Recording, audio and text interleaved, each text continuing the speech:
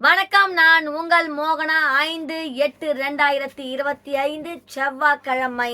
வாங்க செய்திக்குள்ள போகலாம். இங்க பாருங்க, மீரா மிதுன் பிடிவாரண்டு பிறப்பித்த நிலையில் தலைமறைவானார். டெல்லி தெருக்களில் சுற்றித் திரிந்த நடிகை மீரா மிதுன் போலீசார் மீட்டு காப்பகத்தில் தங்க வைத்தனர். சென்னை ஆகஸ்ட் 5 குற்ற வழக்கில் பிடிவாரண்டு பிறப்பிக்கப்பட்ட நிலையில் தலைமறைவான தமிழ் நடிகை டெல்லி தெருக்களில் சுற்றித் திரிந்த நிலையில் போலீசார் அவரை மீட்டு காப்பகத்தில் தங்க வைத்தனர்.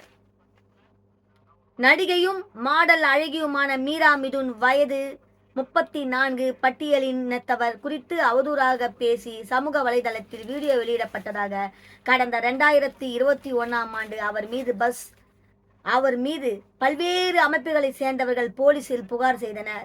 இந்த புகார் குறித்து விசாரித்த சென்னை மத்திய குற்றப்பிரிவு போலீசார் மீரா மிதுன், அவரது நண்பர் ஷாம் அபிஷேக் ஆகியோர் மீது வழக்கு பதிவு செய்து அவர்களை கைது செய்தனர்.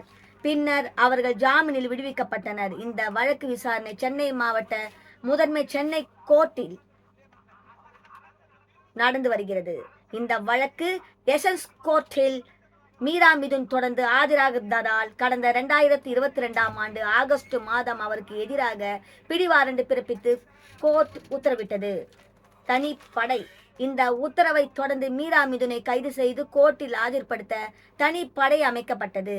பிடிவாரண்டு உத்தரவு பிறப்பித்து 3 ஆண்டுகளான நிலையில் தனிப்படை போலீசார் அவளை கண்டுபிடிக்க முடியவில்லை. மீரா மிதுன் தலைமறைவாகி அடிக்கடி தங்கும் இடத்தை மாற்றி வருவதால் அவரை கைது செய்ய முடியவில்லை. அவரது செல்போன் சுவிட்ச் ஆஃப் செய்யப்பட்டு உள்ளது என போலீசார் தரப்பில் விளக்கம் அளிக்கப்பட்டது. இந்த நிலையில் 2022 அக்டோபர் மாதம் மீரா மிதுனின் தாயார் ஷியாமலாவை போலீஸ் கமிஷனர் அலுவலகத்தில் புகார் மனு அளித்தார்.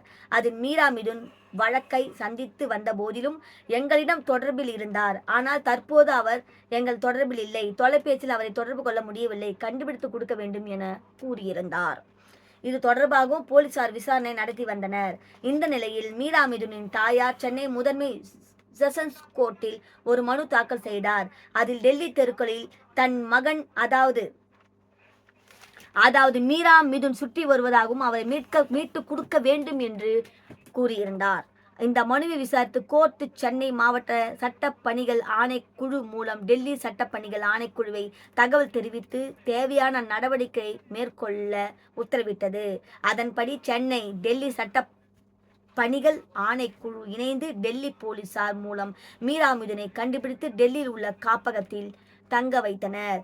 இந்த நிலையில் அந்த மனு நீதிபதி எஸ் கார்த்திகேயன் முன்னிலையில் மீண்டும் விசாரணைக்கு வந்து அப்போது போலீசார் தரப்பில் ஆஜரான சிறப்பு அரசு வக்கீல் எம் சுதாகர் டெல்லி காப்பகத்தில் மீரா மிதுனை தங்க வைக்கப்பட்டு இருக்கும் தகவலை தெரிவித்தார். இதை பதிவு செய்து கொண்ட நீதிபதி மீரா மிதுனை டெல்லியில் இருந்து அழைத்து வந்து வருகிற 11ஆம் தேதி ஆஜர்படுத்த வேண்டும் என சென்னை மத்திய குற்றப்பிரிவு போலீஸ் இன்ஸ்பெக்டருக்கு உத்தரவிட்டார்.